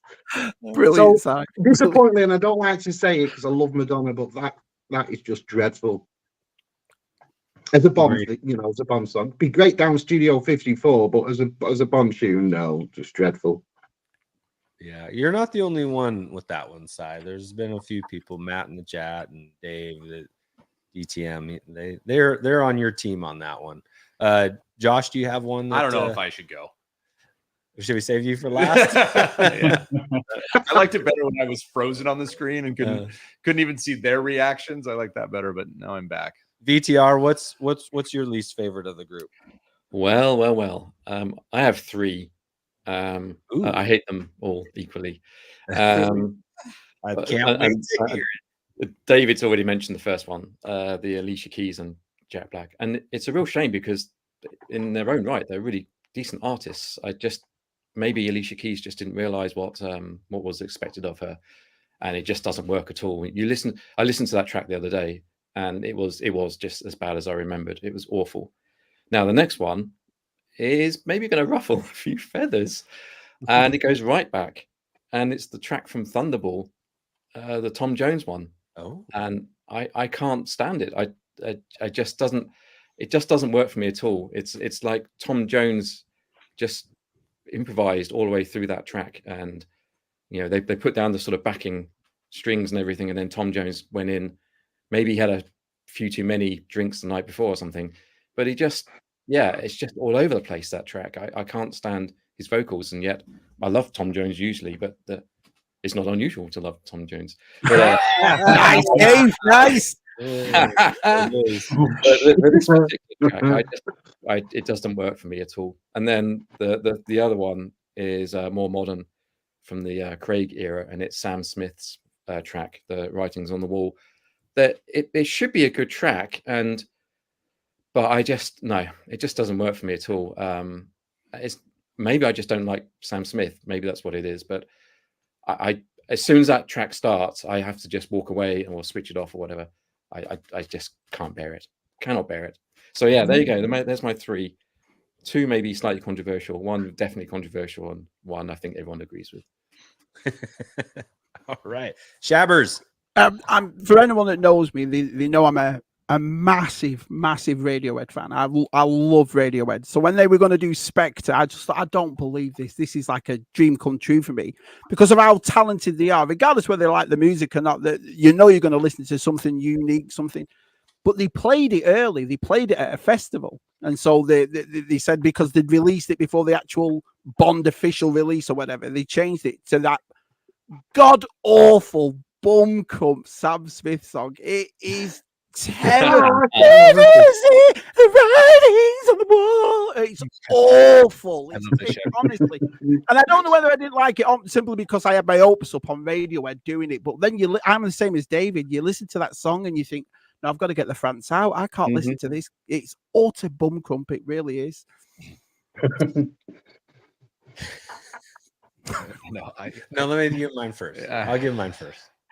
So, Dave and Shabby, we park our cars in the same garage. Whoa. Well, what are we doing? Nothing new then. I can put up with a lot of stuff. I cannot get behind it. Nothing makes me fast forward through a James Bond movie faster than the writings on the wall. And what's amazing to me is that it hit #1 in the UK. Yeah, it was a popular song. It was number. That's because Cy bought 50,000 copies of it. That's what it was. Yeah, I know, and I know. Cy said he liked that song, and it was great. Got to number 6. Sam Smith was very popular at that time, though. For some unknown reason, he was very popular. Yeah, that's probably early Sam Smith. So yeah, grab the you can't get Radiohead. Grab the new fresh guy who's kind of hot at the moment. So I mean, it made sense to me. If they couldn't get Radiohead, why they'd want to go in that direction. And I think he was conveniently located just down the hall too, studio wise. But I don't like it. I don't like that song. And so that's my least favorite. And I don't mind that if you do like it. I understand it. It had some commercial success. Shoot, it won an Oscar. Right there were what's that trivia piece? Here's a fun fact for you. Yeah, 3 artists have won Oscars for Bond themes. Can you name them? Yes, Adele, Sam Smith, and Billie Eilish. So it looks like only in the recent era have the Oscars given Bond any love for their music. Yeah. So by all accounts, a successful song, but 3 of us on this panel, 50% of this panel, not a fan. So that brings us to Josh. If I were smart, Josh, I would just say Sam Smith's song. That one sucked. No, you when we talked about this, you felt very strong. I just had a strong, and this has actually nothing to do with James Bond. And I will be, like I said, I think I said it before we started the show. Like, I'm the least versed in Bond in the group here, right? I'm only here because Andy allowed me to be here. But I did enjoy Bond growing up. I just wasn't, I never got as deep as to connect the music, or at least not, other than the theme song. But a song that I just couldn't stand as a kid, I'm going to get reamed. And so when I made the connection that was a freaking Bond song, sing it. No, I'll let Shabby sing it. Damn it. I can't stand Nobody Does It Better. Oh my! I liked him better when he was frozen. When he was frozen on screen, I liked him better. You know what I mean? Oh, I hate that song. And the reason like I said, not because of Bond. I'm going to go back and watch that Bond movie and watch how that song completely makes that movie worth it and find a new appreciation. But if I were just going off of when I listened to some of the list and I heard that song, I was like, is that the song I always hear in the grocery store when I was a little kid? I hate that song. I just do. I just do. Nobody does. I'm like, that's a Bond song? Like, give me so if you can say Tina Turner, go, nah, it's the same with Carly just mewing over Nobody Does It Better. And I'm just like, I don't like it. Now, I hate saying that after David so eloquently explained that what it means, and now it represents Roger Moore, and I just feel like an ass. It does not change the fact that I will not turn that song on purpose. It's okay, Josh. You're entitled to your opinion. Wrong as it may be, you're entitled Wrong to as it may be. I am American. You know, the what's interesting too is like in that Amazon documentary on the sound of 007 they listed some names of artists that were considered but didn't get to do. Radiohead being one of them, which would have been awesome. Ace of Base. I did not hear that. Did they mention that? That was the 90s. Oh. Yeah. No. I didn't hear that they were. Can you imagine? They were considered. Yeah. And I saw the Bond. But that would have been awful. So Tomorrow Never Dies had a lot of songs that were considered. So K.D. Lang's song at the end, Surrender, was one. And Jarvis Cocker, Pulp. It's on a B-side of one of his singles, a song called Tomorrow Never Lies, because the film was initially going to be called that. So you can find a lot of these songs. They're all out there if you look for them. Often they're released on B-sides of singles. But there's one that you guys should hunt down, especially if you don't like Thunderball, Dave. Yeah. You should hunt down Johnny Cash. Ooh. He provided a song for Thunderball. Oh, wow. So if you go and hunt down Thunderball by Johnny Cash, it is out there. You can find it. And that was one that was not used by the producers. Interesting. Right, and I've listened. See how it compares. Yeah, definitely. Yeah. You might like it a whole lot better, Dave. Yeah. It may be that Tom Jones was just, who basically, right? It was too Tom Jonesy for you, So no, it wasn't Tom Jonesy enough. He must have been on the piss the night before, honestly, when they must have been on the piss. He must have been. Well, he famously did it in one take. So I mean, yeah, because he was hungover and he wanted to go lie down. Want to lie down, yeah. It was a really late replacement, Thunderball. They had Mr. Kiss Kiss Bang Bang, which they were going to use, and that's on the soundtrack. That's part of John Barry's soundtrack. And they recorded it with Shirley Bassey, and they didn't like that, so they re-recorded it with Dionne Warwick, and they didn't like that, so they basically wanted the name of the movie in the song, so they re-recorded again, and they used Thunderball with Tom Jones. So it was quite a late replacement because they wanted the name of the movie in the song, basically. Right. So last question for everybody. There's going to be another James Bond movie at some point. Who would you like to see get a shot at doing the theme song? Is it somebody that's already done one? Yeah, somebody that's new. I would love to hear your opinions on this. Go ahead, Shabby. To me, it's already been done, and now it wasn't a Bond. So even the video was Bond inspired, and it's true. It's funny because it's nothing, no association with Bond at all, and it was "Land of a Thousand Words" by the Scissor Sisters. It was just if that didn't say Bond to us, I don't know what did. It was an absolute. If you've never heard it, Scissor Sisters was I think was the American side, the lead singer, but it was a British band basically, wasn't it? Yeah. And they did a song about 15 years ago called "Land of a Thousand Words," and even the video is inspired by Bond. The way they did it like an intro to a Bond movie, and I would love of that to have been a Bond song. Okay, I'm gonna have to look that one up. I don't know that one. Simon, you have any thoughts on? Yeah, I'd like Damon Albarn to have a crack at a Bond. Oh yeah, I think when you look at songs like the Universal and some of the back catalogues of Blur, I'm surprised that Blur never really got asked, to be fair, to do a Bond song. So I think that Damon Albarn, he could do a great Bond song in the future. Sure, mix a lot. I'll put it up. That's got a good take. Controversial take, but I agree. a take nonetheless. Hey, he's doing fairs near you, so don't worry. Yeah, you go out and see him. David, is there somebody out there you'd like to see get a nod? Not really. No, I'm very relaxed. Nope. I'm not a popular music guy, so the Bond producers normally got their finger on the pulse, and they find someone who's contemporary and who fits the bill, and who's. I think a lot of it's about marketing now. It's about, like with Billie Eilish, it's about trying to reach a new audience, and I think they certainly did that through Billie Eilish.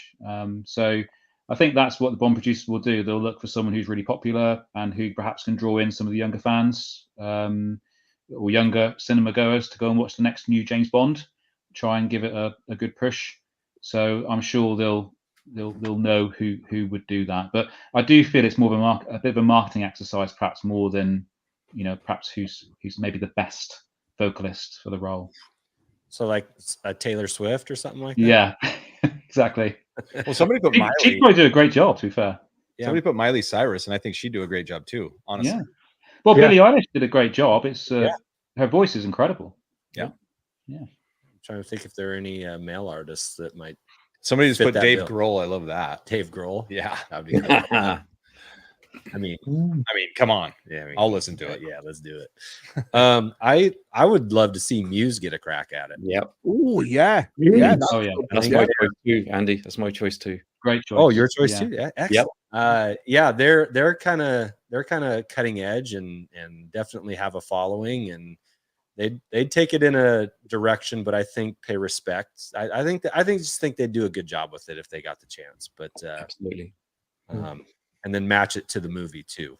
Whatever the theme of the movie was, they'd fit it right in. They're a pretty versatile group, so that would be my choice. Anything, Dave? You want to put anything on top of that? Well, I think that would be an awesome choice for that was the I was thinking who would I pick, and Muse came straight to my mind.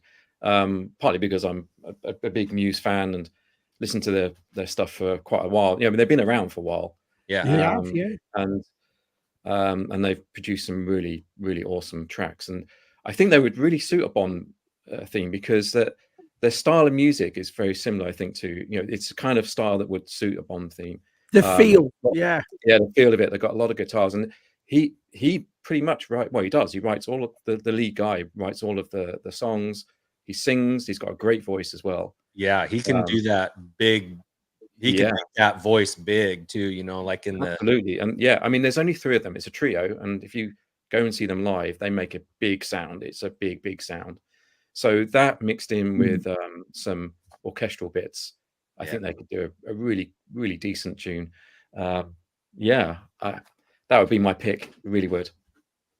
All right. How about like an Evanescence back in the day?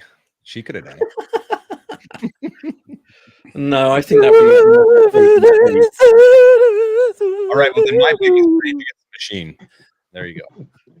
Rage. No, they already did Matrix, so they can have Matrix. That's one of my favorite. Maybe something like the RZA or the Root, go a little bit different. RZA did the what is it? Kill Bill soundtrack, and it was brilliant the way he did it. Maybe a little bit off Bond, but something a little bit alternative might sound cool too. Yeah. So nobody wants to see somebody who's already done it do another one. Like they're just so happy that they did it. Like I said earlier, I'd like to see Paul McCartney do it, but I think he's a bit too old for it now. Yeah, I would love to ask him. He probably wouldn't agree with that. He'd probably say he could still do it. Well, maybe he could write a song for Taylor Swift. Yeah, a collaboration. Yeah. There's often talk of Adele returning, obviously, because she's very much the contemporary bass, isn't she? Yeah, she's got it, hasn't she? So I agree. Yeah, I wouldn't be disappointed. No. All right. Well, guys, and I told you we'd try and keep it to an hour, and we're at an hour 48. It's been awesome. It's been great. But this has been a lot of fun. I appreciate the fact that you Brits are up late. and are hanging out with us today. Thank you so much for those that stuck around in the chat this whole time. That was awesome. And like I said, there's a lot of James Bond fans in our, collector communities and guys and gals of a certain age. But really the age has kind of transcended, from the 60s all the way through. So there are generations of Bond fans out there. So I think this discussion could apply to a lot of age groups here. And I'm so glad that you guys joined us today. Any last thoughts here, Josh? No, it was a ton of fun. And thanks for taking the time and the education that you share with everybody. That was fun. I learned a lot. And this was a fun project just even before the show. It was fun to check out that. Yeah, revisit. Check out that documentary. And then now I do want to go back. Now I have to go freaking watch. Which one is it? God dang it. The Spy Who Loved Me. Spy Who Loved Me. Oh, that's a great film. Yeah, it's a great movie. Yeah. I'll go watch it. And by the way, I won't snicker every time you guys say Octopusy. That's right. People don't like Octopusy, I guess, or David will know, right? Octopusy isn't necessarily rated all that highly, but I love that film. Yeah, great. Yeah. I think the Bond community quite likes it. It came out in the same year as Never Say Never Again, of course. So you had Moore versus Connery. You had the unofficial Connery in the same year, 1983, and Octopussy did win at the box office. But of course, there's always the issue with the name, and it was the same with Chrissy Galore in Goldfinger back in 1964. That Honor Blackman, who played Chrissy Galore, made a point of always saying the character's name when she was in interviews and things, because they were talking about changing the name of the character to Kitty Galore. So she made a point of always saying the character's name to try and get people used to it. Okay, Austin Powers, a lot of pussy. It's very much Austin Powers, yeah. A lot of vagina. Yeah. So anyway, thanks guys. This has been awesome. And I appreciate all that you guys had to offer. British perspective versus American perspective, different, same. It's fun to hear. It's fun to hear your experiences and how growing up it kind of influenced and became favorites, or what didn't become favorites. Like those have been fun conversations to have with you guys. So thank you very much. Thanks for watching. Thanks. I'm going to take us out with our royalty-free spy music. Thank you for hosting as well. Thanks, guys. It's been the Holly Chronicles with the panel. It's really good music. In the comments, as soon as we close off here, put your favorite James Bond theme in the comments.